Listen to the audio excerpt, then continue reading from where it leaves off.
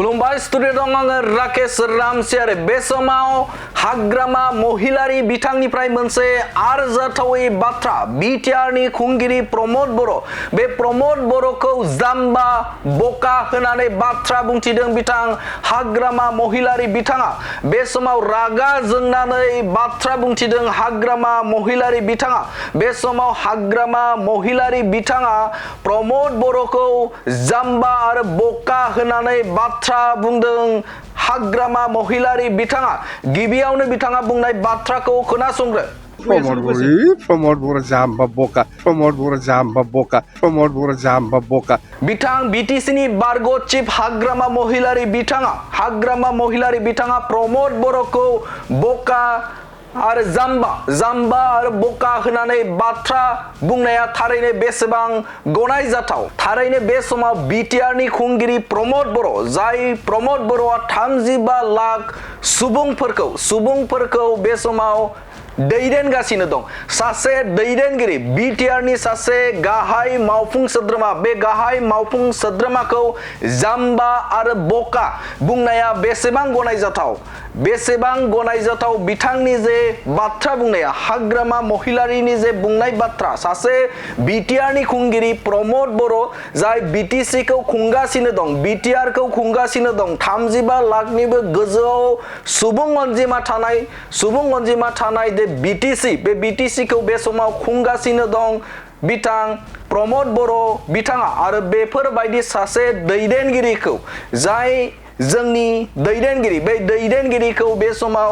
जाम्बा बका बुंनायनि आन्दोआव मा दङ थारैनो मख'नांगोन जे बे समाव जाम्बा आरो बका जे प्रमद बर'खौ बुंनाया 35 लाख सुबुं थानाय गासैखौबो बुंनाय बायदि जायाखैना बे मोनसे गिदिर सोंथि मानोना बे समाव बिटिसिखौ बा बिटिआरखौ बे समाव बिटिआरनि खुंगिरि प्रमद बर'आनो सामलायगासिनो दं प्रमद बर'आनो खुंगासिनो दं प्रमद बर'खौ बका जाम्बा बुंनाय माने बे समाव बिटिआरनि 35 लाखनिबो गोजौआव सुबुं थानाय बे सुबुं थानायखौ बिथाङा लाजि फोनांदों बिटिसिनि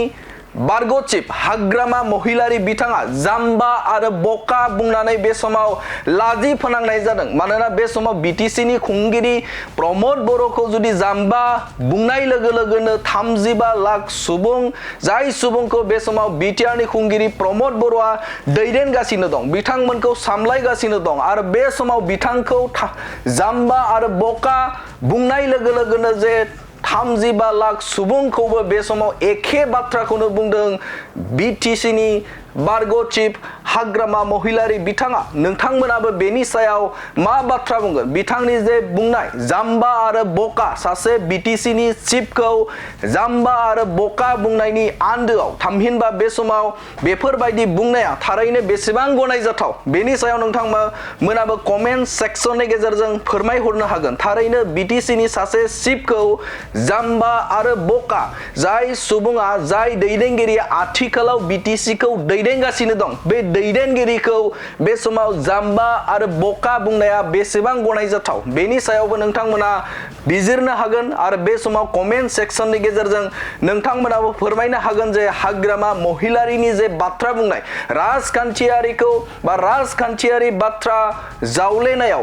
राजखान्थियारि बाथ्रा बा फोसावदिंनायाव बेफोरबायदि सासे बिटिसिनि चिफखौ जाम्बा आरो बका बुंनाया बेसेबां गनायजाथाव नोंथांमोनाबो कमेन्ट सेक्सननि गेजेरजों जोंनिसिम फोरमायहरनो हागोन गोजोन्थों Promote Bora Jamba Boka. Dilli Nagpur Kolay Jamba. Promote Bora Jamba Boka. Dilli Nagpur Kolay Jamba. Promote Bora Jamba Boka. Dilli Nagpur Kolay Jamba. Promote Bora Jamba Boka. Dilli Nagpur Kolay Jamba.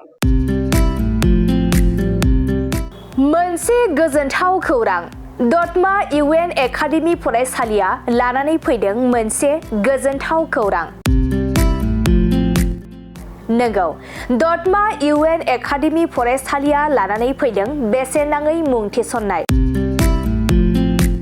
दतमा UN academy फरायसालिया 2025-26 सोलोंथाइ बोसोरनि थाखाय KG 1 निफ्राय थाखो 8 सिमनि थाखाय बेसेन नाङै मुं थिसननाय होगासिनो दं। आरो बिथराय आरो फाइलिनि थाखाय फर्म बिलाइनाय आरो मुं थिसननायाबो सोलिगासिनो दं।